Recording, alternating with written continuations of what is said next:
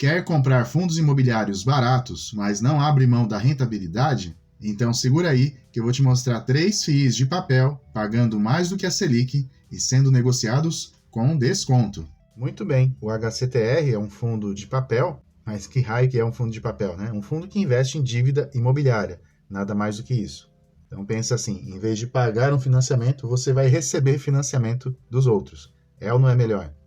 E atualmente o HCTR está sendo negociado aí na casa dos R$ 113. Em um ano, sua valorização foi de 17,5%, mais de quase 17% aí o dividend yield, o rendimento dos dividendos em relação ao preço de mercado.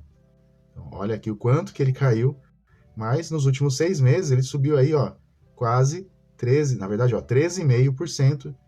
E você, o que você fez aí nesse período, nesses últimos 6 meses? Comprou? Vendeu HCTR, não fez nada? Fala aí para mim. Ainda está sendo negociado com desconto, né? 5% abaixo do seu valor patrimonial e está no gosto da galera. 175 mil cotistas, uma liquidez bem tranquila, né? 7 milhões por dia. E aí os últimos 2 rendimentos, né? O rendimento já pago e o rendimento anunciado que deverá ser pago aí nos próximos dias. Quando a gente olha para o histórico de dividendos, o que a gente vê aqui? Ele teve o seu melhor momento, né? No final ali de 2020, o rendimento veio caindo, mas está estável e num bom patamar aí. E se a gente olhar aqui o dividend yield, olha só, desde julho de 2020, ele vem sempre tendo um dividend yield acima de 1%. É um fundo muito bom. E o valor patrimonial, como você vê aí, ele aumentou ao longo desse período. O fundo cresceu bastante.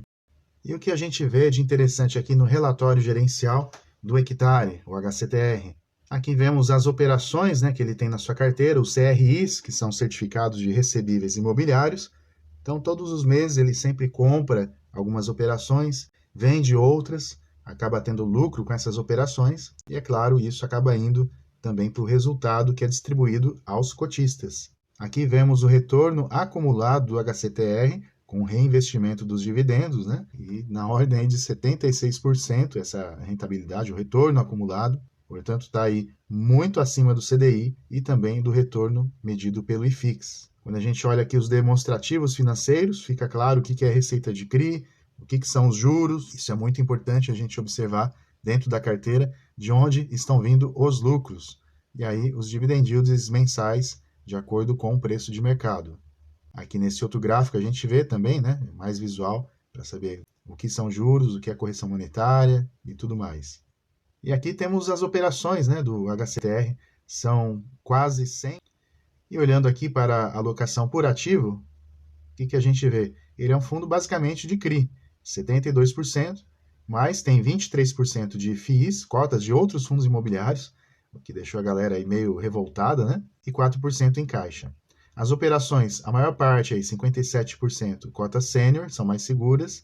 Subordinadas, que trazem mais risco, 31%, um terço da carteira. Cota única, 10%, é um pouco mais segura também, mas tem 2% de mezanino. Mas se a gente somar sênior e subordinada, 67%, 2 terços mais seguras. Cupom médio, inflação mais 10%.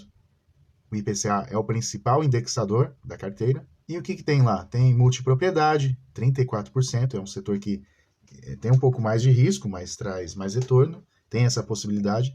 Setor corporativo, 31%, e depois vem os outros, né? Loteamento, shopping, enfim. É um fundo que tem operações em praticamente todo o Brasil, com exceção de alguns estados. E aqui algumas imagens dos empreendimentos que ele tem, né? Traz informações aí sobre a operação, nível de inadimplência, se tem fundo de reserva ou não. O gestor ele sempre comenta que, embora tenha inadimplência aí no meio dos papéis do fundo, isso não afeta os pagamentos.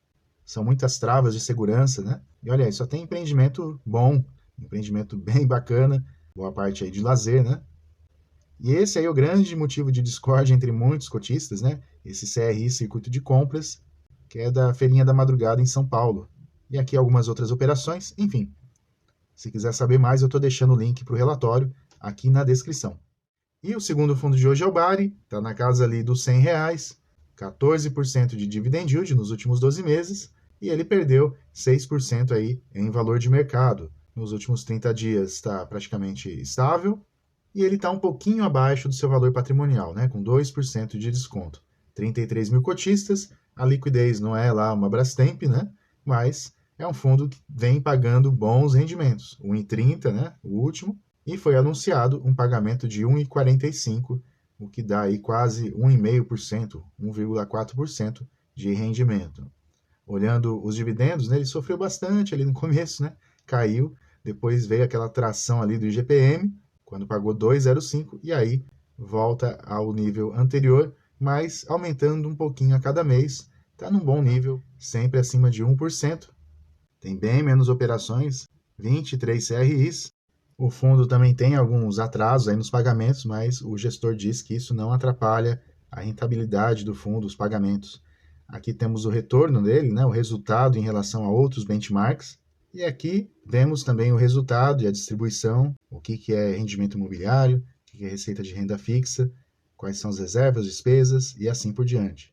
E aqui alguns gráficos mostrando, né, o número de operações, o que são os CRIs pulverizados. Aqui a gente vê os indexadores. Aqui temos a taxa de juros e indexador. Aqui o indexador de contrato, o IPCA, o principal deles, né? Quase 56%. Também vemos aqui as regiões, basicamente Sudeste e Centro-Oeste. E aqui algumas das operações, né? Então tem ó, CRI Açaí, CRI Mateus, CRI U, Residencial, Evolution e assim por diante. Se quiser ver, também deixei aqui na descrição o link para o relatório ao CRI Rosewood, que é um hotel de luxo em São Paulo. E o terceiro fundo da lista é o XPCP Crédito Imobiliário, fundo de papel da XP, na casa de R$ 95, dividend yield de 13%, portanto ainda acima da Selic, não é mesmo? E 5% de desvalorização em 12 meses. Nos últimos 6 meses ele teve uma valorização bacana aí, ó, 5,25%, são 57 mil cotistas e 3 milhões e 800 mil reais de negociações, 2% abaixo do seu valor patrimonial. E olha aí o último rendimento, né, de 1,18 e agora 1,22. Olhando para o histórico de dividendos, olha só, dividendos praticamente crescentes aí ao longo de todo o período. Teve um período ali que estava pagando R$1, e ele já está ali ó, na casa de 1,18, 1,22, portanto, crescendo bastante. Dividend yield vem acompanhando, e de setembro de 2021 para cá, também acima de 1% sempre. E temos aqui também o relatório do XP Crédito, e aqui a gente vê também né, o que é resultado de rendimento de FIIs, receita de CRIs, receita de LCI e renda fixa, a maior parte receita de CRI, ou seja, das dívidas imobiliárias. Aqui alguns indicadores de rentabilidade, considerando o valor de mercado da cota, valor de mercado da cota mais rendimentos, também o patrimonial e a comparação com os benchmarks. 78% aí composto de CRIs, tem 5% de FIIs e 16% em caixa, muito provavelmente para poder aproveitar algumas oportunidades. Crédito corporativo, residencial e comercial formam essa tríade aí dos segmentos. E ao lado esquerdo a gente vê os fundos imobiliários em que ele investe. Ó, o BTCR aí, falei dele outro dia, não é mesmo? GGRC está na minha carteira. Então ele tem basicamente ali shopping e recebíveis imobiliários. Aqui os setores da economia em que ele investe, né? E as operações. São um pouco mais de 30 operações, mais diversos, portanto, que o Bari, mas não chega nem perto do HCTR. Dos 3 FIIs que a gente viu aqui, eu queria deixar minha opinião, lembrando que não é uma recomendação de compra nem de venda, apenas, de verdade, a opinião de alguém que está investindo. O HCTR, apesar de todo o risco que ele tem, ainda, na minha opinião, é o melhor, porque ele é mais diversificado, tem muitas operações, e se é para se expor a um FII de papel, que seja um que vai me trazer muito rendimento. Agora, daria para colocar os 3 de repente numa carteira? Se eu quiser 3 ou 4 ou 5 fundos de papel, daria tranquilamente.